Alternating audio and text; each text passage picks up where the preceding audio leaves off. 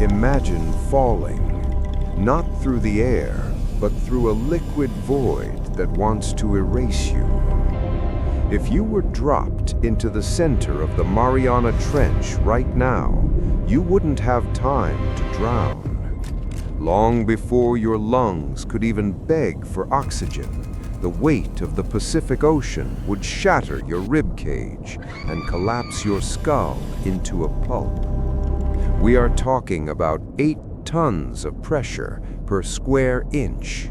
Imagine an elephant balanced on the tip of your thumb.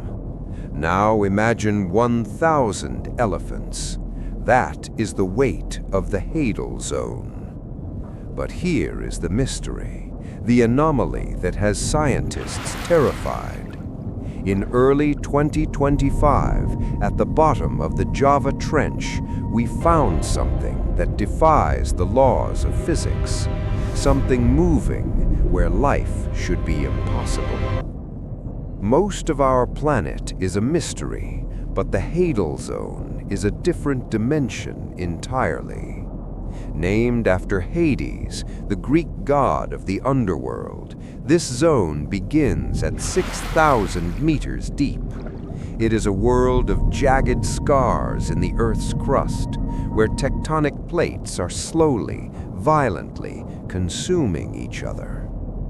In this vertical desert, food is a luxury. The only sustenance comes from marine snow, a slow, ghostly drizzle of dead plankton, fish scales, and the decaying remains of giants from above. It takes weeks for a single flake of this organic dust to reach the bottom. By the time it arrives, it has been stripped of almost all nutrition. And yet, life thrives. Let us descend into the Challenger Deep, 10,935 meters down. If you placed Mount Everest here, its peak would still be shrouded in 2 kilometers of pitch-black water. Look closely at the Mariana snailfish. It looks like a ghost. Translucent skin, no scales, eyes that see only shadows. To survive the pressure, its bones are made of cartilage, flexible enough to bend without snapping under the weight of a skyscraper. Its proteins are protected by a molecule called TMAO, a biological shield that prevents the very chemistry of its body from being crushed into a solid. But there is the mystery. In 2025, we found the xenophores, single-celled organisms the size of a dinner plate, a biological impossibility. How does a single cell grow this large under this much pressure? They are the guardians of the trench, soaking up heavy metals and living for centuries in the freezing dark. To understand the Titans, we must first understand the architecture of their prison. The ocean is not just a body of water, it is a layered kingdom of increasing hostility. As we descend, we leave the midnight zone, or the bathypelagic, at 4,000 meters. Here, the temperature plateaus at a near-freezing constant, and the only light is the deceptive glow of bioluminescent lures. But then, we cross the threshold into the abyssal zone, the abyssopelagic. This is the realm of the Great Plains, covering 60% of the Earth's surface. It is a silent, gray world. But at 6,000 meters, the floor drops away. We enter the Hadal Zone. This is the V-shaped trench system named after the realm of the dead. In the Hadal Zone, the water isn't just water anymore. It is a physical weight, a crushing force that alters the behavior of atoms. Most marine life hits a wall here. Their cells literally stop functioning. But for the Titans of the Mariana, This is where life truly begins. Look at the Mariana snailfish. In a 4K render, you wouldn't see scales. You would see a flesh that appears almost liquid. Its skin is so translucent that in the beam of an ROV's halogen light, you can see the faint pulsing outlines of its internal organs and the delicate tracing of its nervous system. It doesn't look like a predator. It looks like a thumbprint of white silk drifting through a vacuum. Notice the texture. It lacks the structural pigments that protect surface fish from UV rays. After all, a photon of sunlight hasn't touched this lineage in millions of years. Its body is gelatinous, a biological adaptation to the pressure. If you were to touch it, it wouldn't feel like a fish. It would feel like firm jelly. This softness is its greatest strength. While a rigid skeleton would shatter like glass under 15,000 pounds of pressure, the snailfish's cartilaginous frame bends, it flows. It exists in a state of constant, pressurized equilibrium with the abyss.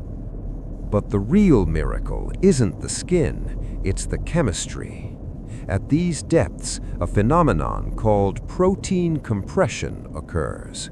In a normal environment, your proteins fold into specific shapes to perform tasks. Under the weight of the Mariana, those proteins would be crushed into useless tangles of amino acids. Life would simply stop. This is where the snailfish utilizes a secret weapon, trimethylene amine oxide, or TMAO. Think of TMAO as a chemical jack that props up the proteins from the inside. It acts as a stabilizer, binding to water molecules and creating a microscopic cage that prevents the immense pressure from collapsing the delicate machinery of the fish's cells. Scientists have discovered a direct correlation. The deeper a fish lives, the higher the concentration of TMAO in its blood. But there is a limit. Calculations suggest that at around 8,200 meters, the amount of TMAO required would make the fish's blood so salty that its cells would explode through osmosis. This is the biological wall. It is the reason why even in the deepest trenches, we expect the very bottom to be empty of fish. And yet, every time we reach the bottom, the abyss proves us wrong. Beside the snailfish, resting on the silken mud of the trench floor, are the xenophores. In 4K detail, these look like jagged, calcified sponges or crumpled balls of gray lead. But they are not sponges. They are not animals. They are single-celled organisms, giant, deep-sea amoebas. Under the crushing weight of 7 miles of water, this single cell has expanded to over 4 inches in diameter. It builds a test or shell out of the discarded waste of other creatures, cementing it together with a glue-like slime. It is the ultimate scavenger of the highest order, filtering the heavy metals, lead, mercury, and uranium that sink from the world above. They are the ultimate titans of the Mariana, surviving where the snailfish cannot go, living as solitary, immortal monuments in the deepest, darkest corners of our world. What does it say about life that its most resilient form is a single, giant cell hiding in a trench where the sun is a myth?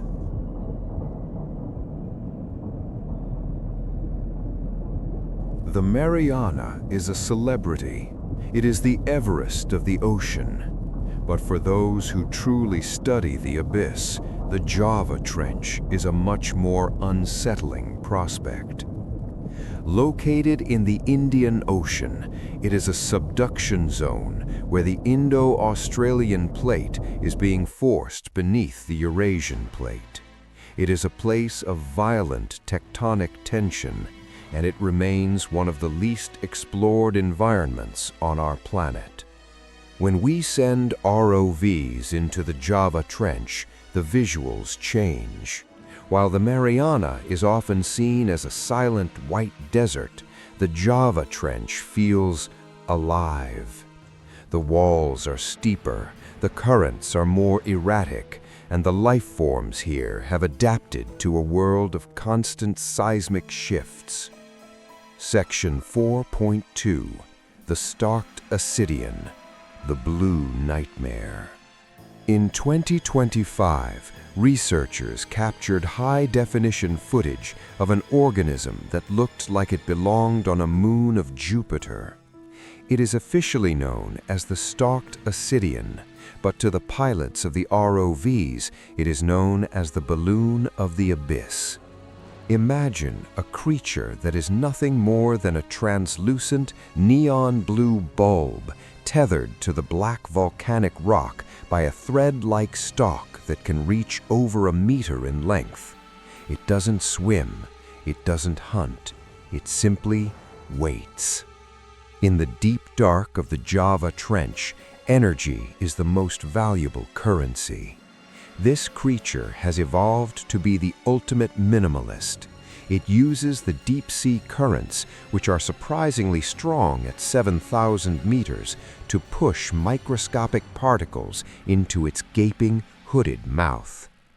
In 4K detail, you can see the sheer fragility of its form. Its head is so thin you can see the water moving inside it. But do not let its beauty fool you. It is a survivor of a pressure that would flatten a steel pipe. It is a biological anchor, holding its ground in a place where the Earth is literally being swallowed. Leaving the Java Trench, we move across the globe to the Kermadec Trench off the coast of New Zealand. If the Java Trench is about elegance, the Kermadec is about monstrosity. This is the home of abyssal gigantism. In biology, there's a rule that as you go deeper, life gets smaller to save energy. But in the Kermadec, that rule is broken. In 2012, and again in more recent 2024 surveys, scientists were shocked to find supergiant amphipods. Now imagine a common garden shrimp or beach flea. They are usually no larger than your thumbnail. In the Kermadec Trench, these creatures grow to the size of a human forearm. Nearly 30 centimeters of pale, arbored shell, twitching antennae, and powerful scavenging legs. Why do they grow this large? Some theories suggest it is the cold, which slows down their metabolism to a crawl, allowing them to live for decades. Others, more skeptically, point to geological gas vents. They argue that methane bubbles escaping from the trench floor could be hitting a resonant rock chamber, creating a drum effect. But the acoustic signature didn't match gas. It matched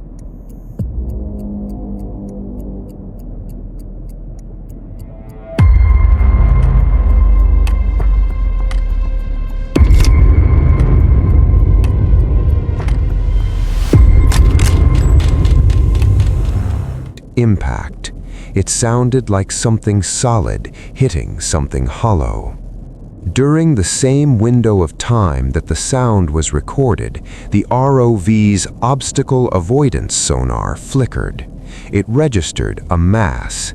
The sonar beam, which can see through the silt-heavy water, detected an object estimated to be 40 meters in length, larger than any blue whale ever recorded, hovering just 100 meters above the trench floor.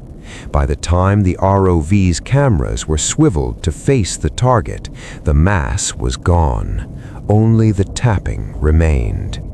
Is it possible that there are titans in the Hadal Zone that are so large they don't even register as animals to our equipment? Are we looking for fish when we should be looking for islands of flesh? This is the true terror of the Kermadec and the Mariana. It is not just the pressure, it is not just the dark, it is the realization that we are blind. Our lights can only cut through 30 feet of water. Our cameras can only see what is directly in front of them. Beyond that tiny circle of light is a kingdom 7 miles deep and thousands miles long, a kingdom that has been evolving in total isolation for 4 billion years. Every time we hear a sound we can't explain or see a shadow that shouldn't be there, we are reminded that we are not the primary inhabitants of this planet. We are just the ones living in the sun, oblivious to the giant rhythmic heart beating in the abyss beneath us. Tap, tap, tap.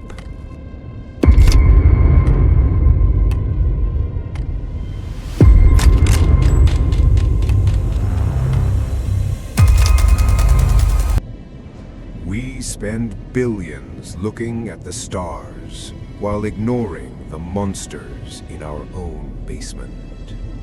The Hadal Zone is a reminder that we are not the masters of this planet.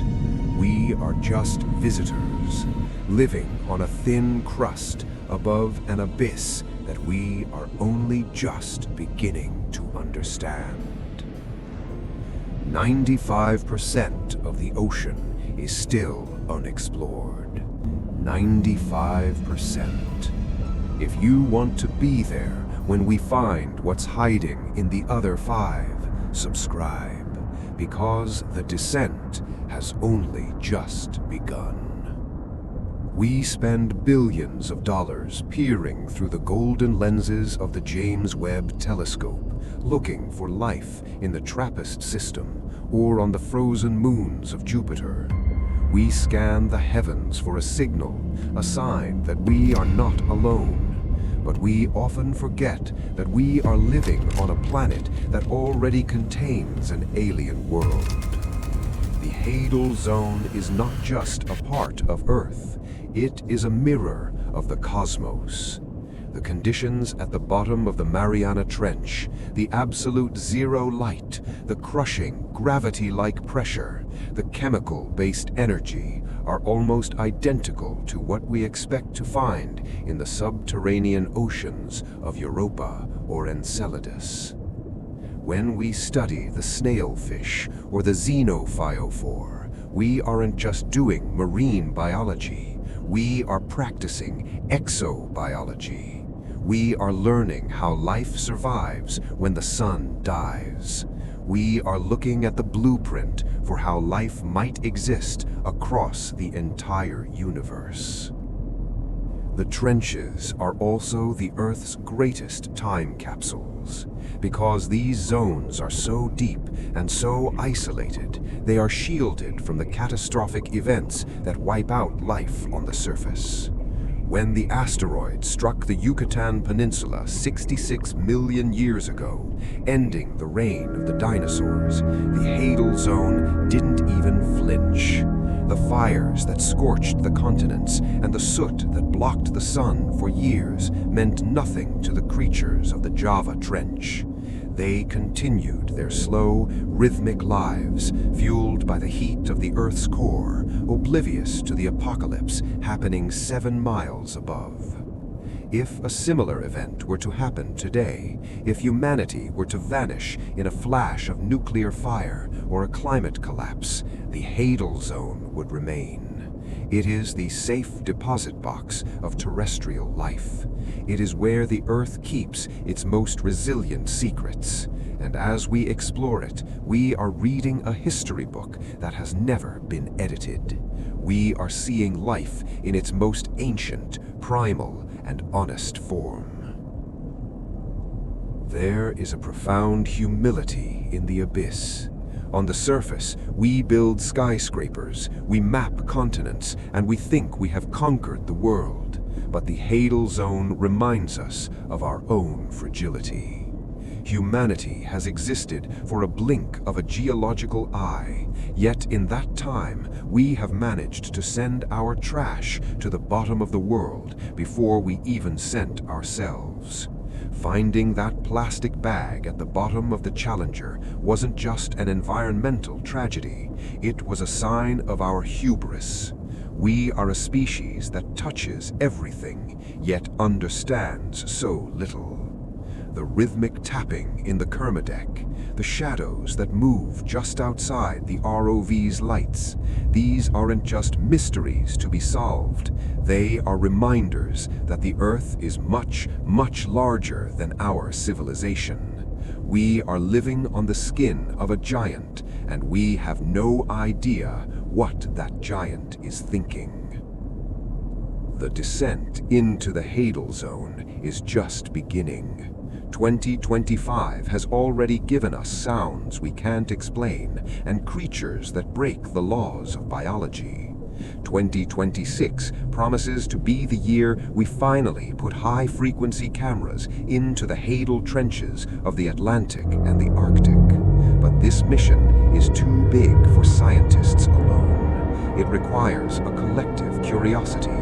It requires people who aren't afraid of the dark. If you are still watching this, it's because you feel the pull of the abyss. You are one of the few who understands that the real final frontier isn't up there among the stars. It is down here beneath the waves. We are creatures below. Our mission is to shine a light into the 95% of the ocean that remains a total mystery. Every week we descend. Every week we find something that shouldn't exist.